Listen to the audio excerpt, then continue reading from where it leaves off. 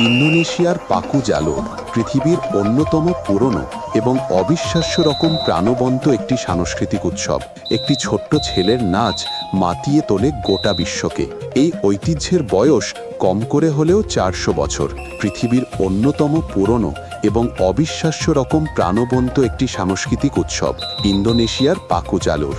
সুমাত্রার পশ্চিমে এই বাতান কুয়ান্তান নদী আঁকাবাঁকা হয়ে বয়ে চলা ঘন সবুজ বনের ভেতর দিয়ে জন্ম নিয়েছে একটি ঐতিহ্যের।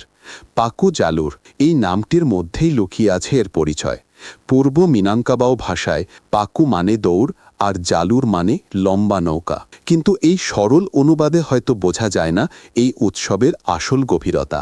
সবচেয়ে আকর্ষণীয় ঐতিহাসিক সংযোগটি আসে 7ম শতাব্দীর কেদুকান বকিট শিলালিপি থেকে, যেখানে মিনাঙ্কাবাও রোয়ারদের পাহাড় থেকে নদীপথে নামার বর্ণনা রয়েছে।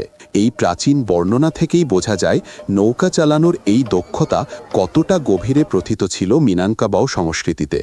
1700 শতাব্দীতে জালুর নৌকাগুলো ছিল মূলত নদীপথের পরিবহনের মাধ্যম। কলা, আখ, ফলমূল সবকিছু এই নৌকায় বহন করা হতো। কিন্তু ধীরে ধীরে এই কাজের নৌকাগুলো রূপান্তরিত হলো সামাজিক মর্যাদার প্রতীকে। আর 1800 শতাব্দীতে এসে এই নৌকাগুলো হয়ে উঠল প্রতিযোগিতার মাঠ। 1890 সালের পর থেকে ডাচ উপনিবেশকারীরা পাকু জালুরকে তাদের নিজেদের ক্যালেন্ডারে অন্তর্ভুক্ত করে নেয় এবং রানী উইলহেলমিনার জন্মদিন উদযাপনে এই প্রতিযোগিতার আয়োজন করা হতো। ইন্দোনেশিয়ার স্বাধীনতার পর পাকু জালুর আবার নতুন জীবন পায়। স্বাধীনতা দিবস উদযাপনের অংশ হয়ে ওঠে এই উৎসব।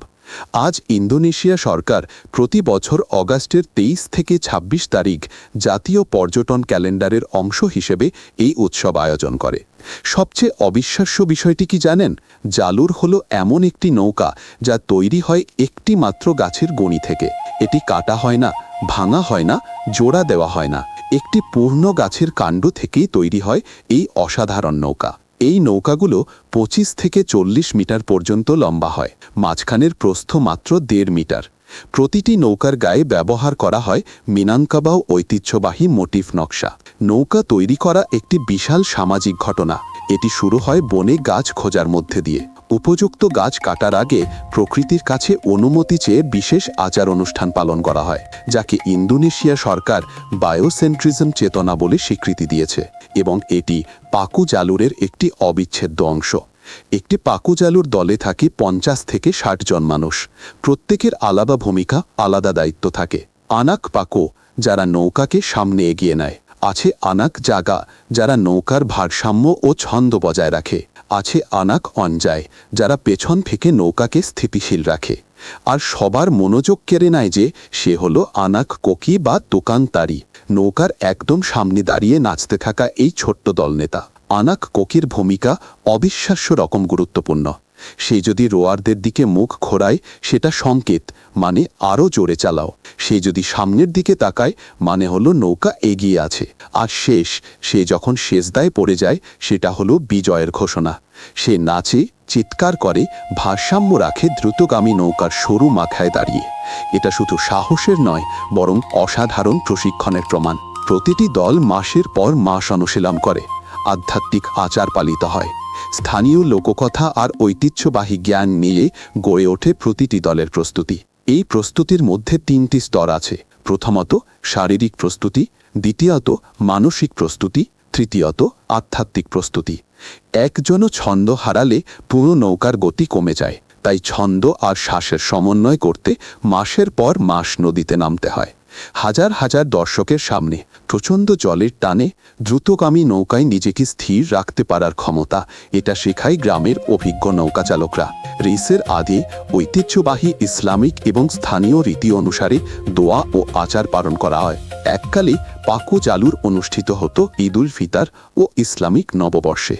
রেসের কোর্স হলো 1 কিলোমিটার লম্বা বাতাং কুয়ান্তান নদীর একটি অংশ, যেখানে 6টি নির্দিষ্ট খুঁটি দিয়ে পথ চিহ্নিত করা থাকে। প্রথমত সিনক্রোনাইজেশন। 60 জন মানুষের প্যাডেল যদি একটুও বেমিল হয় নৌকা গতি হারায়। পাকু জালুর জেতা মানে হলো 60টি হৃদয়ের একসাথে স্পন্দন। দ্বিতীয়ত নদীজ্ঞান। কুয়ান্তানের বাঁক, স্রোতের টান, জলের গভীরতা, এই সব জানে গ্রামের পুরনো রোয়াররা। এই জ্ঞান প্রজন্ম থেকে প্রজন্মে হস্তান্তর হয়। তৃতীয়ত, আনাক কোকির নেতৃত্ব। আনাক কোকির হালকা শরীর এবং তার চটপটে নড়াচড়া নৌকার সামনের ভারসাম্য নিয়ন্ত্রণ করে।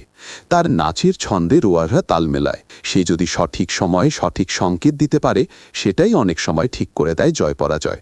রেসের আগে নদীর তীরে শুরু হয় সাংস্কৃতিক পরিবেশনা। ঐতিহ্যবাহী কোয়ানশিং মিনাঙ্কাবাও পোশাকে সজ্জিত নর্তকীরা মঞ্চে আসেন। নারীরা চুলে বাঁধেন মারাওয়া। মিনাঙ্কাবাও 3 রঙের ঐতিহ্যবাহী ফিতা। তেলুক কুয়ান্তানের তেপিয়ান নারসা ময়দানে বসে বিশাল মেলা।